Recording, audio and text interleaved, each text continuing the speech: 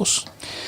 Welcome to A Celtic State of Mind. I'm Paul John Dykes, and today I am delighted to be joined by Tony Haggerty, but not so delighted, Tony, to be talking about the end of an era.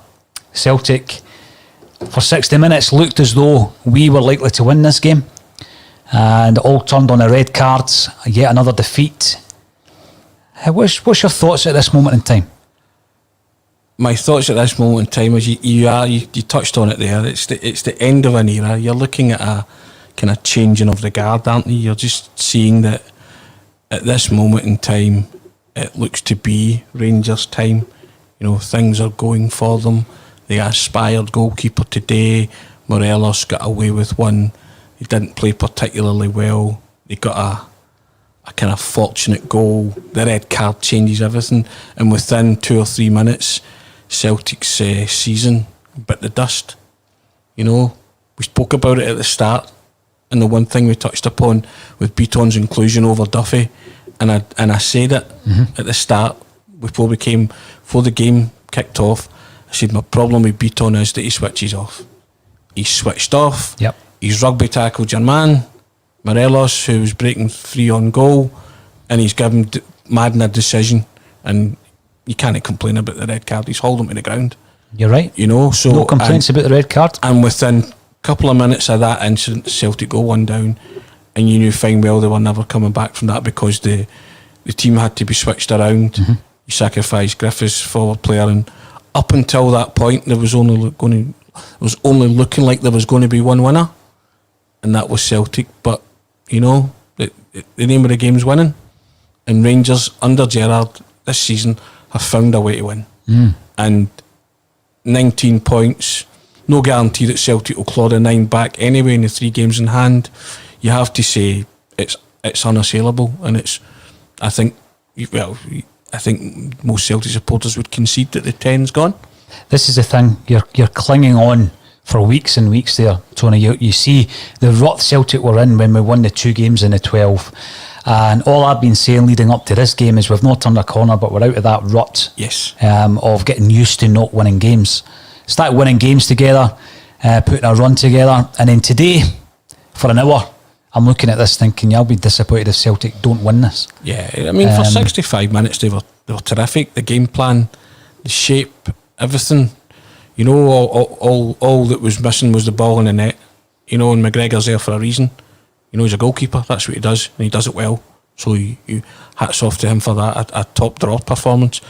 But I get back to it. You know, you have to say to your defenders at half time, Rangers are going to come at you. Be switched on at all times. Don't get caught. And it's a simple ball down the channel. You know, and he's coped with them. Beaton's coped with Morelos up until then. I know players are clever and they do their movement and all that, but I mean, he doesn't have to do too much. He just, you know, stay off. Don't get touch tight to him for no reason. You know, I just for the life of me, I can't understand. I will go back to you cannot switch off in those games, because I said Morelos, Roof, or Kent will punish you, and Morelos has punished him big time because he's invited that, and Beaton's obliged, and within 2 or 3 minutes the whole season is disintegrated in front of your eyes. Absolutely. You know, and the goal Rangers got had an element of fortune to it, but it's one of the few cross balls they got into the box the whole afternoon, you know, and they've scored from it, and you know, you said as it's just the end of an era, and it's now kind of looking like a slow, painful end of an era, you know, whereas you would have thought Celtic would have put up a stronger title challenge than this, you know. So 19 points behind, 2nd of January. There's a massive goal deficit, Tony. You're looking at that performance today, and as I say, positivity at half time when you listen to how we were speaking. But before the game, you mentioned Beaton. All he needs to do is take a look round, because he's got Ayer covering him. Now, Morelos is already at an angle. Ayer pushes him out, danger over, and he rugby tackles him. Be aware. You know. Be spatially aware. In a game of this magnitude, you have to win. Drawing wasn't an option. Losing most certainly wasn't an option. You know, I can't for the life of me understand footballers at times. You know, because everything's going so well. All that's missing was a goal. But the way they were playing, they would have scored. They would have scored. You know, and in that instant, you not only handed the initiative to Rangers to go and win that game, you just handed the title more or less to Rangers. Absolutely. You know, and you can say what you like, you know, be as optimistic as possible. You're talking about a Devon Lock type collapse for Rangers. And also as well, you're looking at who's going to lay a glove on Rangers because they're winning ugly. Mm-hmm. You know? And they're doing what it takes to get the results. Yeah, and they conceivably could go through the whole season and not lose a game. Now, these are the things that, as a Celtic fan, seemed impossible, you know, at the end of last season, Tony. Now, Rangers are there on merit. They're there on merit. And I'm not going to sit here and say, you know, Morelos should have been off for the stamp on Frimpong. He should have been off for kicking Scott Brown. You know, we are the architects of our own demise here. We really are. So we can look at all the mitigating circumstances surrounding Bolingoli-gate. We can look at bad refereeing decisions here and there. Celtic are to blame for this on so many levels. You take it from the players right through to Lenny and his coaching staff, and then even higher up the tree. So the whole thing, as you say, it's the end of an era because there's going to be massive changes at Celtic Park come the summer. Huge changes. 10, there's got to be. 10 was the big figure, right? Stopping the 10 or winning the 10. And only one team was geared for the 10. And that one team's currently 19 points ahead. Mm-hmm. Rangers built as good a team as they could possibly build under the financial constraints that they have, and they gathered a group of players who were fighting for a quest and a cause, and it was spelled out the importance of stopping the 10. Celtic went in this season again with a laissez-faire attitude to the Champions League, gambled, played Russian roulette again, as I keep going back to with the Champions League, lost to a by-average Hungarian side, then started signing players after the horse had bolted, right? Now, if you're serious about the 10, you should have been gearing up for the 10 the minute the league was called last season, right?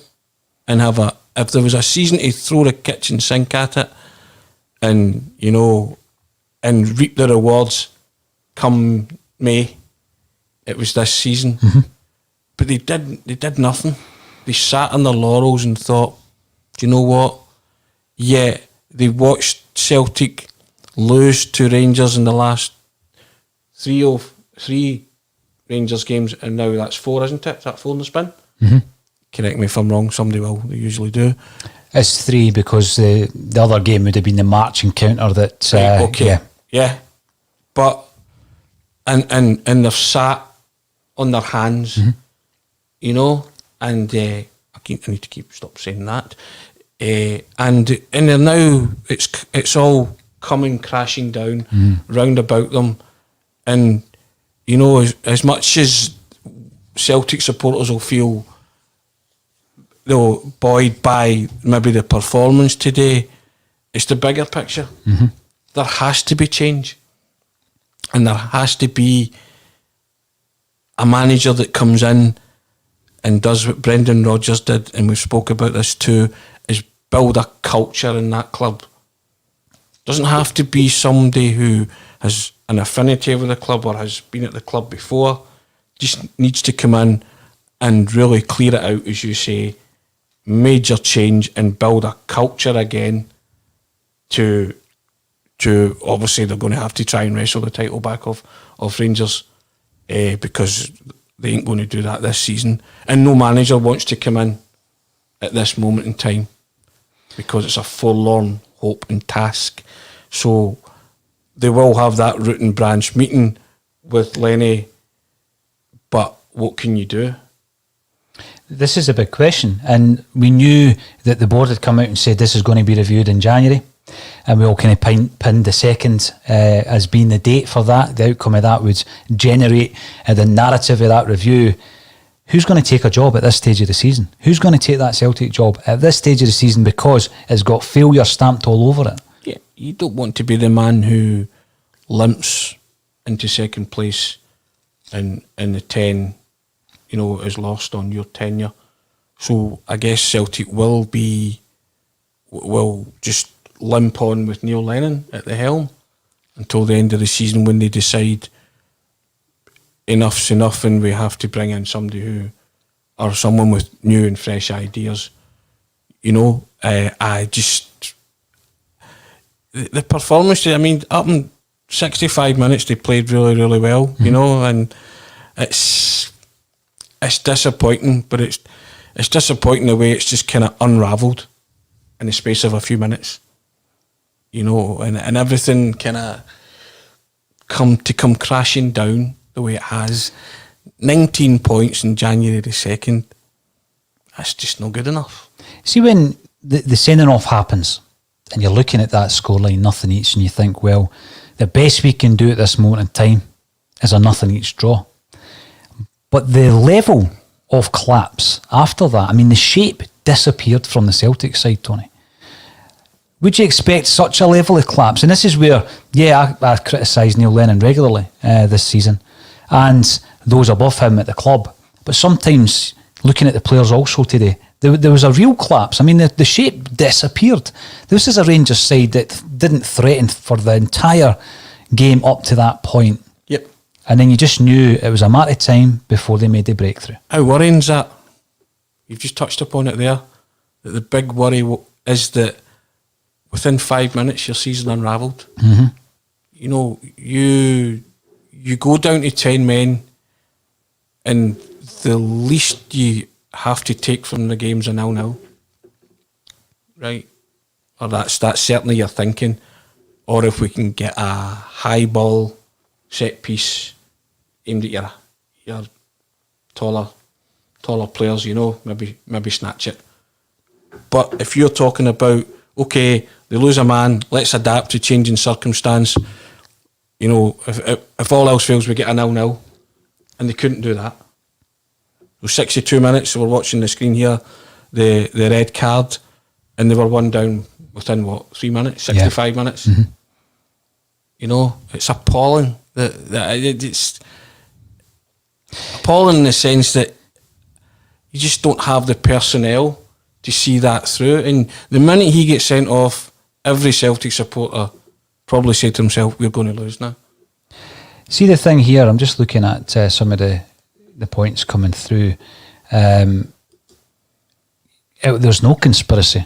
There's absolutely no conspiracy. This is the fault of the player who gave the referee a decision to make. I think he made the right decision. I actually don't see any argument with this.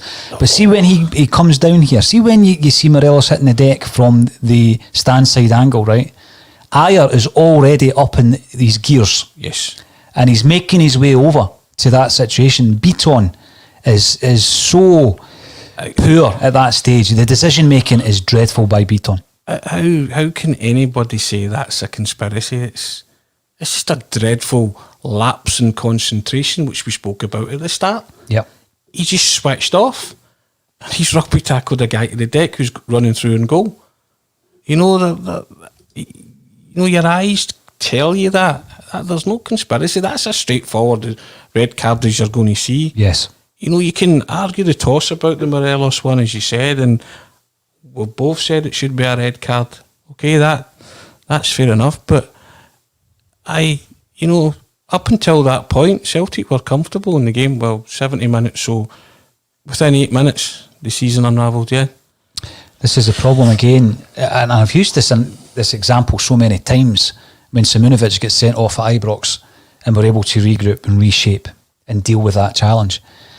I had no belief that we were going to do that. No belief today. Yeah, you had the personnel to cope with that back then, didn't you? And you'd faith in the manager to make the right tactical adjustments, which he did because he brought on a striker, didn't he? He brought on Edouard, and he knew fine well that if Edouard and Dembele could get one move going, very good chance of scoring, which is what happened. Because that 3-2 game, what makes Edouard's goal that day is the pass from Dembele. Yes. It's the first time ball through, and Edouard does what he did with the ball at his feet. And, but you had no confidence in that team coming back into that game or winning that game with 10 men. And history tells you that Celtic have won many a game with 10 men. They've won league titles with 10 men in the past. But everything about this season, from the top to the bottom, the managers, players, you just knew that they were not going to win that game with 10 men today. Quite a few comments coming through in relation to Chris Ayer's performance. It's difficult to pull positives because of the disappointment of that result and the ramifications of it, Tony, as much as the fact that we've just been beaten 1-0 at Ibrox. It's the ramifications of the season, of the 10 in a row, which is gone. And I would challenge anyone to argue the toss on that. That's gone. And we've seen it disappear in front of our eyes. And there was plenty of calls earlier on, much earlier on, for change to be made. And we've sat on it, and I say we as a club, and we've allowed it to happen. Yeah. And it has unravelled because we knew the challenge was there and they were building momentum. Now, the biggest thing about today, had we won the game, and at half-time it looked likely, as we said, is that the momentum, the shift, the pendulum comes in our direction. Rangers then go into games against Aberdeen, Motherwell, Hibs, Ross County. I wouldn't have thought they would win all those 4 games. After today, they probably will. Yeah. And the big issue for me now is, after today, what's the response going to be from Celtic? What's the response going to be from those in charge who are doing this review? You reckon they're just going to leave it as is, maintain a status quo to the end of the season? I wouldn't bet against it. We've already been told that it's unlikely we're going to do any January transfer business. We've brought on Shane Duffy today, forced to bring him on, and he looks as poor as he ever has done. And could have walked. Could have walked. He could have walked. He's cumbersome. His passing is non-existent. At one point, he's playing centre forward. I says to you, we're in Peter Schmeichel going up for corner territory here. This is desperate. The shape disappeared. You have to look at it, and we've said the end of an era and the unravelling, but it's close to shambolic as it gets. It is. You will limp on in the next few games and and try and win your 3 in hand and reduce it to 10. Yeah, no guarantee they'll win those 3 games in hand, because I just think the players will be shocked because they actually played pretty well. Yeah. And also it's just so deflating for everybody involved. But going back to your point, this has been allowed to happen. In the season that it was supposed to be a celebration, making history, for all the right reasons, achieving something that's never been achieved before, and they're out of it by January the 2nd. You spoke before, you shot yourself in both feet, because you never gave yourself the opportunity to go and compete when your main rival was tooling up and saying, we're coming for you. Yeah. We're coming for you. And they've been saying it for a few seasons, but they kept saying it, we're coming for you, we're coming for you, until they got it right. And the season of all seasons, they seem to have got it right. Because you're not hauling that back. I don't care what anybody says. No chance. Not those players. That's as well as they could have played today for 65 minutes. And then the last 25 minutes, you're 10 men, you're up against it. And there was an air of inevitability about it. There certainly as soon was. as your man gets sent off. Mm-hmm. Whereas you contrast that with the 3-2 game, you were very much in that fighting, still saying, we can win this. You never had any feeling after Beaton walked, thought Celtic could go and win that today. And that's been allowed to happen. you know, from the top through to the manager to the players themselves. You know, we've spoken about it so often, and who is going to want to take that over mid-season, or you know, and what players are going to want to come in to the club in January, if at all. Well, you're buying damaged goods in January, if anything. If anything, right? So you're going to just that malaise that's set in is now going to fester until May, until you turn round and you either part company with the manager and try and recruit someone of repute, which if Peter Law was to be believed, then he had lots of CVs. So go and do your due diligence and get the best man for the job. Gary Murphy, that there won't be changes until the end of the season. I agree with that, because I feel that there has been there's been an arrogance. There's been an arrogance set in at the top end of our club, whereby they're watching this unravel. We were shouting about it on this podcast since September, October, and were heavily criticised, but that comes with the territory, so that's fair enough. But everybody, there's a huge amount of people out there who could see this happening. They could see it unravelling. It's not about the 90 minutes today. No. That was just Celtic's season in a nutshell today, right? And we couldn't deal with that adversity, and we've not dealt with any adversity this season. And the whole title challenge has collapsed today. And anybody who thinks that there's still a chance, I'm sorry, but you need a reality check. This is why there were Celtic fans up at Celtic Park just a matter of weeks ago protesting. Because this is the result of that arrogance that's crept in at the top level of Celtic Football Club. We talk about, who would want the job. Well, no one wants to come in and be known as the guy that limps to losing the 10 in a row. But also, who wants to be the manager that is working under the conditions whereby you're given a group of players and you're told just to deal with them, where your input into a lot of the signings is non-existent, where you identify players and they're not signed for you? Because that's what we've seen under Brendan Rodgers and Neil Lennon. So the whole structure will need to change before Celtic can move on from this. Yeah, there's also, I agree completely with that. I mean, we've covered that every time I've been on here. We've spoken about all those issues. But there's also an element as well. You talk about the arrogance. There's also an element of being dismissive of the Rangers challenge this season. Yep. That the bubble will burst. That somebody will beat them. Nobody's been able to lay a glove on them. And in today, when Celtic were laying a glove on them, they still didn't score. So they're not losing goals either. And the threat from the start of the season was serious. Very serious. Yeah, and we've seen it early on. And of course, the 2-0 game at Celtic Park was as serious as it gets when you never had a shot at goal. So you say to yourself, okay, right, decent, they're functioning as a unit, got a team collective going there, we need to match that. And they stood idly by, and I don't know what they hoped and prayed for. Just thought, it'll burst itself. They'll collapse, or somebody will beat them, or whatever. Celtic are their main challengers. I mean, it's up to them to go and beat them. You know what I mean? So Rangers haven't played well today.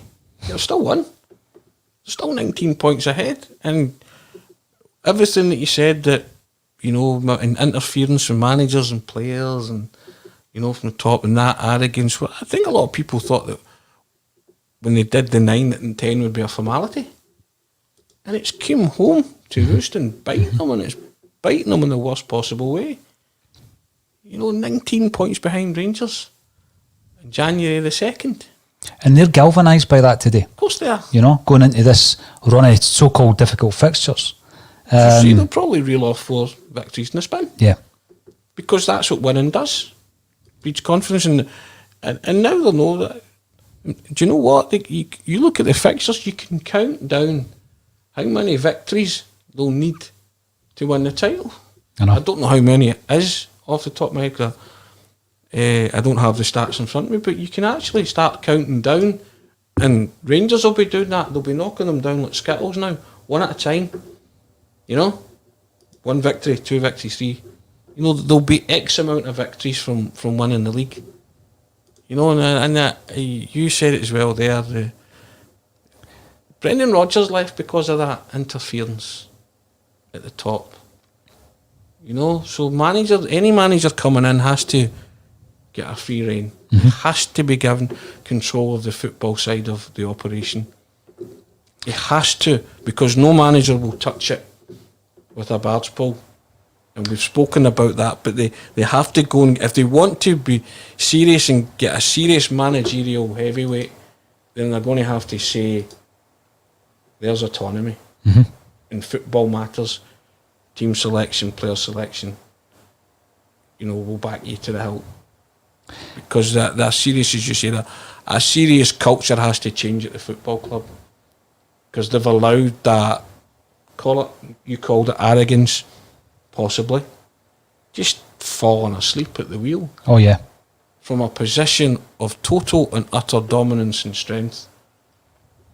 You know the thing, right? You mentioned the first game. The signs were all there. The undermining of the manager, the leaking of the teams, Bolingoli thinking that it was acceptable to do what he did. Everything else that was happening around about that time.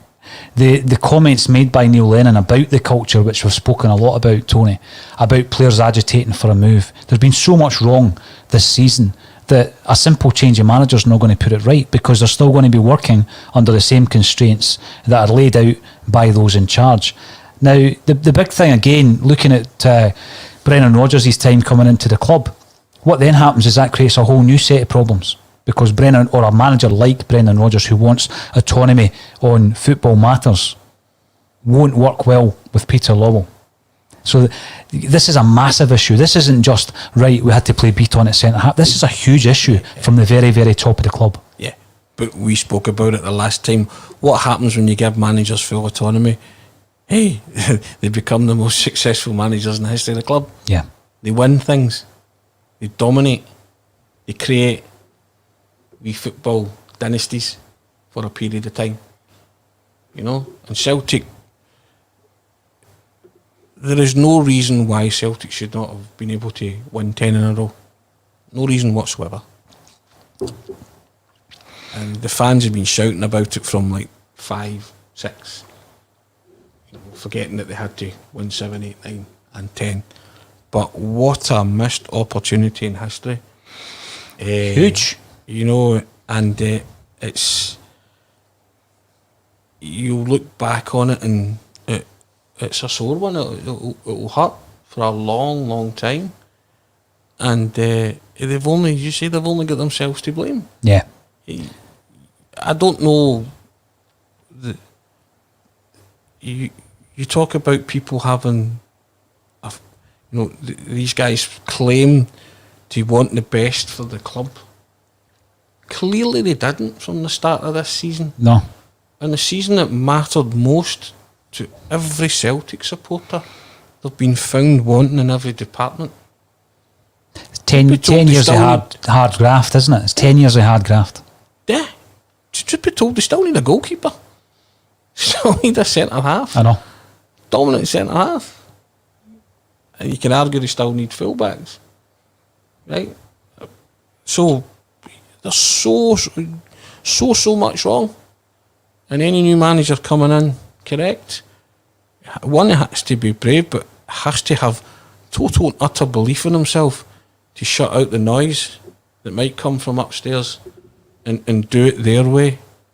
And that's if you get a manager of repute. I just find it staggering that you're sitting here talking about a loss to Rangers that puts them 19 points behind them. Mm-hmm.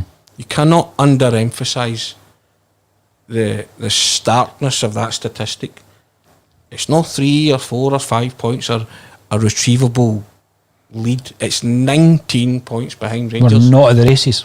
We're just not at the races. And the performance for 65 minutes masked a wee bit. You know, had Celtic won, there would have been doubt creeping in, and they would have breathed fire into their title aspirations, but they would have still had to win those 3 games to bring it down to 4. by winning all the other games as well. Yep. So, but winning was everything today for those building blocks and for those things to happen. Losing was not in the equation, and certainly losing in the fashion and manner which they did in the end up was just it beggars belief. It really does. You know the big thing, Tony, right? And again, I try not to get too hung up on what's happening elsewhere, but Rangers have gambled massively. They've gambled massively on stopping Celtic from winning this 10. But that gamble's just about to pay off. Now, Lee Jones makes a point on Twitter, the board staked the 10 on Lenny. Now, there's a gamble. It's failed miserably and spectacularly. But when you look at those people who are in high power position at football clubs the size of Celtic, you make your decision. And you know, it's good management at times to have that loyalty, right? And if we win, as we did last season, you're hailed that it's the right decision. But when it starts going wrong, there's also a decision to be made. Yeah, so at that level, you've got to be able to take that risk, and they've failed. Got to react to changing circumstances. Yes. But I said the last time I was on, Lenny was brought in to steer them over the line for the 9. Yeah? Absolutely. Yeah. He was brought in to do that, and he secured the treble. And that's when Lenny should have parted company with the club. Thanks very much. You took the job at short notice. You guided us over the line. Brilliant. And then another culture should have started. Mm-hmm. You know, anything after Brendan Rodgers was going to be a bit of a downgrade. I get that. But you should still have been planning for the 10. You know, with someone else, possibly. But sentiment got the better of them. Gambled on Lenny. Do you gamble on 10 in a row? Do you take a gamble on 10 in a row? You insure 10 in a row and see people with the business acumen and the brains that are supposed to operate your football club. Mm-hmm. I mean, if we can see that, I'm not a number cruncher. I don't make big financial decisions. But, you know, I know what's happening at the football club. I can see it unravelling. I can see it unfolding. Ferencváros, Aberdeen, you know, 2 in 12. They won 2 games in 12. You get sacked at junior level, amateur level for a record like that. And they sat there and they watched Rome burning in front of them and decided, we'll stick with it. Because they had no plan B. No. Because they gambled, as your man said, the guy that's written in there, they gambled on Lenny, making it fine. On the season that mattered, the biggest season since 67. Mm-hmm. And that's no exaggeration. Or maybe 75 when they were going for 10 originally back then. Yeah? So it definitely is, aye. But to Celtic supporters, this is the one that mattered. You know, you'd manoeuvred yourself into a position in Scottish football where you were dominant, kingpins, lording it, living at large, that you just thought, do you know what? We don't need to do too much because we'll win it anyway. You know, you pay attention to what your rivals are doing. No, if you don't like to look too much about, but you pay attention, you be aware. Mm-hmm. They were tooling up, they were bringing in players, some you might not have heard of, but others, bringing in players that could do a job in Scottish football. No, turns out, he's better than I thought. Hadn't heard of him. It's no surprise, is it? Once you get that kind of nub of a scouting network going, you know, brought in a couple of British players as well. Yep. Understand the culture of Rangers. Gerrard bought into him. Steven Gerrard's a big name in world football. Like it or lump, he's a big name. Brendan Rodgers was a big name in world football. Respect. They command it. No, so that culture that he's took a wee while to build at Ibrox, Steven Gerrard, it's now happening. You can now see it. Yeah. The guys know what they're doing. For all they were ranked rotten today, Rangers, for lots of that game, but their goalkeeper performed. That's his job. Their defenders didn't concede a goal. That's their job. Gave up chances, but he still had faith in the guy, the number 1, who at 38 was flinging himself about like a teenager, because it matters that much to him. You know, when you look at the performance today, and over the last 6 games and the introduction of Sorrow and Turnbull and that air of positivity returning to discussions like this, if we have won leagues, you never look back on a game that you just edged 1-0. You never look back at a game where Julienne scores at New Douglas Park and you think, 1-0 against Hamilton. Because that is what you class, if you're on top of the league, as championship winning form. So there's no caveat to today's game at the end of the season which said, but Celtic played okay for 60 minutes. No. It means nothing. Yeah. It means nothing, because in a game like today, the only thing that means anything is that final score.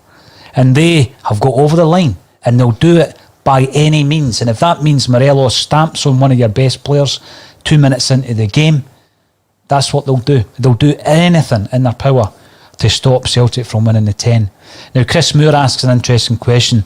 Is Peter Lawwell still going to come onto the bulletin for an interview? I would love for that to happen. The offer is there. There's a bounty for charity should he do it. And we have been given an update and a response by the club to say that we will review it in January. So obviously that's a stock answer on our drop-down menu, which we have been given. How will the review go with the manager? Someone else asks me here, will Neil Lennon walk? I think the answer to that question is no, he won't. I don't think Neil Lennon will walk. It would need to be a decision made by the board. Lenny's just about to be interviewed on Sky Sports, and we are coming to the end of our bulletin, which was enjoyable pre-match and at half-time. Not so much afterwards, but always enjoyable to catch up with Anthony Haggerty, and hopefully we can do it again throughout 2021. Thank you for everybody for getting involved. We'll see you again on Monday at 12:30.